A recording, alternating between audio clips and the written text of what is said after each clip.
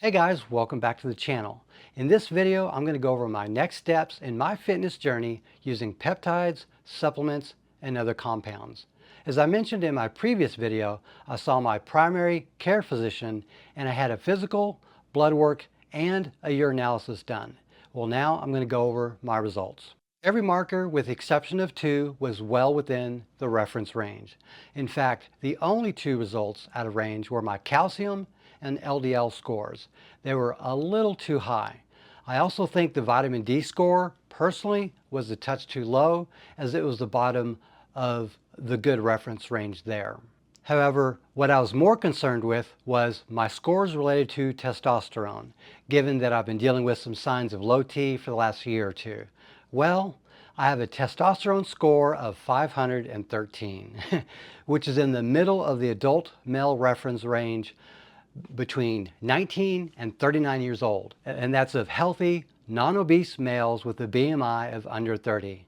And I'm 55 years old. So what does that mean? Well, I don't have hypogonadism and I don't have low testosterone.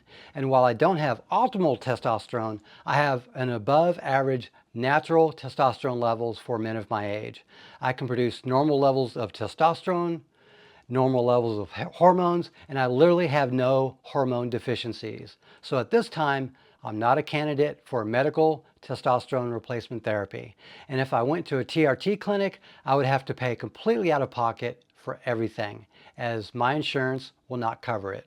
Not only that, I do not appear to have any medical issues based on my blood work. My doctor was pretty impressed, and he even checked my blood pressure and heart rate again and wanted to hear how I was breathing. He had me breathe in and breathe out. I sounded just fine. So he didn't recommend any other blood work, and I left the clinic with a scheduled visit for 6 months later, unless something else comes up between now and then, of course. They take walk-in appointments too. So I still have unresolved issues that led me to try peptides in the first place back in September of 2025. My issues with low energy during the day and poor sleep at night appear to be related to each other and are the result of a chicken and egg situation where I don't get enough sleep, so I'm dragging during the day, so I don't expend a lot of energy, so I don't sleep very well. And that cycle continues endlessly. So I'm deciding to take matters into my own hands. And here's what I've decided so far. So the first thing I did was I joined a gym right next to work so I can exercise either before I go to work or after I get off work. I consulted a trainer as well, and I had my first workout there yesterday. I'm still hurting from it. I also developed a workout program for myself going forward. I'm focusing on endurance first, and then strength, and then mobility. I'm also focusing on fat burning and visceral fat reduction. Visceral fat is the most metabolically active fat, and in metabolically healthy people like myself, it's the first type of fat to be burned, and it's prioritized by the body for immediate fuel. So I'm going, to go to the gym, and get on the treadmill, do cardiovascular work, and that will only promote that activity on top of the peptides that I plan to take for this. With all that said, I've created what I call my Peptide Plus stack. It's more than just peptides, it's supplements and other compounds that I'm going to take to enhance my well-being. In the past, I've said I have a plan, and what I'm about to reveal right now in this video is that plan. It's subject to change over time as a part of its design. It's not rigid, and I can be persuaded through experience or research or even, comments in the videos to try something different. I can add a compound or remove one or change the dose or frequency or timing of anything I currently take. Just to let you know, this stack is currently divided into 4 parts. There's a morning stack, an evening stack, a weekend stack, and an as-needed stack for special situations or circumstances. So this is my 1.0 Peptide Plus stack, and it's going to occur in the first month of this, and it focuses on growth, metabolism, and recovery. So the weekday stack is essentially Monday through Friday morning, and I take MOTS-c, tesamorelin, and ipamorelin in the morning for 5 days on, 2 days off. So as you can imagine, Monday through Friday morning, before I leave for work, I'll take 1 milligram of MOTS-c, 1 milligram of tesamorelin, and 150 micrograms of ipamorelin or ipamorelin, however you want to say that. And so those are going to be 3 shots that I take in the morning, Monday through Friday. And I'm doing this 5 on 2 off for a reason, which I'll elaborate later. Then there's the weekend stack, which I'll take Saturday and Sunday morning. And for the next month, that's going to be 5-amino-1Q, SLU PP332, and this may be a little controversial, but it's called Clen or clenbuterol. And I have that in a liquid form. So essentially I'll be taking 500 micrograms in 1 shot of a 5-amino-1Q. I'll take 1, I think it's milligram, 1 milligram of SLU PP332 in 1 shot. And I have basically a little liquid container of Clen, and typically you see pills of this in 40 microgram pills. That's way too much for me. So I bought a liquid form of this, and I take 10 micrograms in 1 drop. I take a 0.3 milliliter syringe, cut the needle off basically using a Sharps container, and then I pull out 25 units, which equates to 10 micrograms. And that is just enough to provide a little bit of extra energy that morning. So there's reasons I'm doing all this. I'm trying not to elaborate on this, but because I've never mentioned Clen before on this channel, I haven't mentioned some of the other things as well, but this kind of stands out as not a peptide. It's one of the reasons why it's called Peptide Plus. Then there is the nighttime stack, which is typically going to be Monday through Friday as well, although I reserve the right to also take it Saturday and Sundays. But I'm okay with 5 on 2 off for this as well. So I'm going to be taking CLO, which is a blend of 4 different peptides. I'm going to take DSIP, which is a delta sleep-inducing peptide, which will be, to help me sleep. CJC plus ipamorelin, that's another peptide blend that I'll be taking that I've used in the past that has helped me sleep. And in fact, it's one of the most important peptide stacks or pair of peptides that I take, period. It's one of the non-negotiables out of everything I could possibly take. And then last but not least, there's MK677, and that's in pill form. So CLO, I'm just going to put this out on the screen so you can see how all the peptides and the dosages are of each of these. I'm going to take 1 shot of each of these, and then the MK677 I'm going to take at night. But I'll elaborate more in detail on why I'm taking each of these in a future video. But I'm just spelling out the stack here for time's sake. And if you have any questions, I can answer them. But I have spent countless hours researching all this, so everything that I have listed here is for a reason.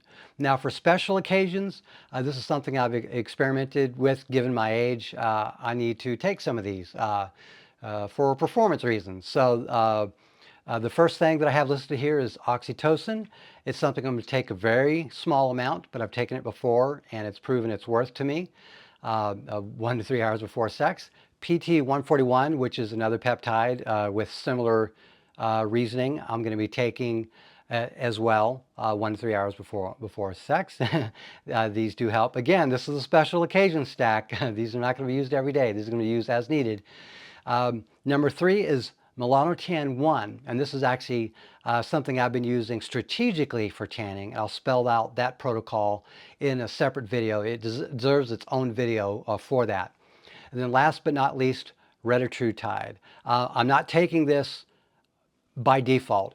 If my weight goes up too much because I'm off all GLP-1s, I'm off CAG, I'm off every sort of weight loss type of peptide or any sort of anything that could cause or promote or engender any sort of weight loss, I'm off that. But if my weight starts skyrocketing up, I reserve the right to use Retatrutide at least 1 milligram doses as needed. No more than 2 times a week, but at a minimum, if I use it, it would be, one night, a week, see how it goes, check the next week's weigh in. If it starts going up again, use it again, and then play around as needed. So again, my focus here is not losing weight. My focus here is not necessarily gaining a lot of weight, but I'm okay with a slow gain for a specific purpose. I do want to gain muscle. I want to do work on endurance, but I need to make sure my weight stays in range. And the only problem I really have is dealing with food noise, not so much hunger and cravings. So that's the reason why I would use Retatrutide. So anyways, you might be saying at this point, there's not much there that isn't a peptide. Pretty much everything there outside of clenbuterol and MK677 is a peptide. Well, when I say Peptide Plus, that means in the future, I'll be taking more things that aren't peptides, and some of these things I may cycle out. But I'm not going to load myself up with just everything under the sun just yet. I'm strategically planning certain things, and there are phases to the overall master plan.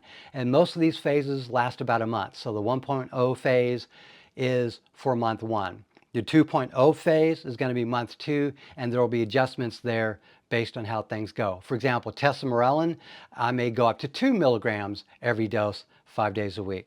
MOTS-c, it's very likely I'll go up to 2 milligrams Monday through Friday in that time. So anyways, I'm going to spell this out in separate videos for the sake of time. It would take too long to do that here. But Peptide Plus would allow me to run exogenous hormones like testosterone. It would allow me to run anabolic steroids or even human growth hormone. My goal is to make up for any deficiencies that I have, but on top of that, I want to start optimizing some things in order to improve my health overall with as few side effects as possible. So I'm going to be taking everything conservatively if I do engage in things, and I'll be consulting experts, maybe TRT clinics or an actual TRT coach. These things are being evaluated as we speak. But one thing I have to mention is, and it should be obvious to anyone that's watching my videos, the two deficiencies in my life are strength, I don't have a lot of muscle, and endurance. And so I need to look at other performing enhancing methods if needed down the line. But the thing I'm prioritizing right now is exercise. I personally think, due to my own standards, that if I just hop on a TRT and I haven't even started exercising, or I'm just barely starting exercises, I think that's maybe too soon. I want to start exercising since I'm healthy and I have perfectly normal, testosterone, sex binding, hormone, all that stuff, all that is good. So why not use it? I'm healthy. I'm healthier than most men my age. Why not give it a go? Straight up, just completely natty in that sense, even though I'm taking a lot of peptides and my IGF-1 is being increased because of the growth hormone secretagogues and blah, blah, blah, blah, blah. Anyways, long story short, when I had that conversation with the PCP, with my doctor, I could tell from the get-go, he was like, man, this guy probably needs to hop on some testosterone. He's probably low. That's just what it looked like. And I could tell in my conversation with him, he was worried about me. And he even mentioned he had been on testosterone in the past. He's not on it now.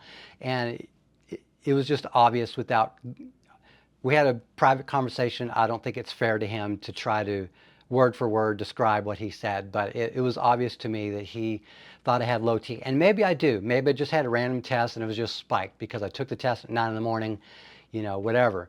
But long story short, I'm going to give this a go without hopping on exogenous hormones. If I were to get on exogenous hormones first, it would probably be HGH before it ever gets to TRT, because I'm okay with everything working, because everything is working. So I want to keep it that way. But I'm okay. I'm not trying to have more kids. I'm okay with moving forward if it comes down to it. I'm 55. I've never taken a steroid before, never taken testosterone or any of that kind of stuff before. I'm not a prude. I can adapt. So anyways, I'm not going to spend forever talking about this. I thought I had low T too. In fact, I had spent the last month or more leading up to the doctor's visit researching and planning and looking into different things and coming to terms with the fact that I'm an old man, I'm skinny, I'm underweight, by a lot of people's definition, even though I feel really good otherwise. But I have low energy, low strength, and so that's something I'm going to go to. Anyways, I digress. Back to my explanation of Peptide Plus. I could theoretically also take something like Tren, in a Peptide Plus stack. But let's be real, the risk profile is way too much for me, and I don't want to take that level of super physiological anabolics. However, I could take something like 200 milligrams of test weekly and like 2 shots, or seven shots a week, that kind of thing. I could take 2 UIs of HGH, nightly. I could take a 10 milligram Anavar pill, as a pre-workout twice weekly before each of my workouts, for example, because that's how it's commonly used. And 10 milligrams isn't, completely out of line for someone like me who's only going to do it twice a week in that theoretical circumstance. Again, I'm not signing up for this. I'm telling you that Peptide Plus allows for this kind of stuff. It's kind of one of the reasons why it differentiates from Natty Plus. And again, I'll go into that into the next video. That's not the point here. I'm not trying to brand this. I'm not trying to make any money. I'm not trying to whatever. This is just a stack that I'm using, and it's easier to say Peptide Plus than it is to say peptides and biologics and small molecules and exogenous hormones, blah, blah, blah, you know. 2 words, minimal syllables. I'm okay with that. But you can imagine that TRT and HGH is on the radar of someone like myself, finally. And I've been advised by people in the comments and by people in real life that that's something I should consider. And I owe it to these people to at least consider that option. I take their comments seriously. I take their constructive criticism seriously. So I did lots and lots of research, and I'll digress. Anyways, I've reached a point in my life where I've earned the right to consider these things. I don't have hypogonadism or any issue along those lines, so I may have to look into a TRT coach or someone that knows what the hell they're doing to best advise me on what I'm doing. So that's on the menu, you know, down the line. But anyways, I'm going to go ahead and wrap things up here, but I will make a video in the future comparing Peptide Plus to Natty Plus, and with all due respect to Connor Murphy and Tony Hughes and all the people that are involved in Natty Plus in terms of like the development of the ideology and fleshing it out. It's really a well-designed belief system, and I do agree that you don't want to have a dichotomous belief of natty or not. This has nothing to do with that. It's just the way I'm phrasing the stacks that I use that include a lot more than peptides. But anyways, this video has gone long enough as it is. If you want to follow me on my Peptide Plus journey, please subscribe to the channel. I'll be making videos at least once a week as time permits. Thank you very much for watching, and have a great day.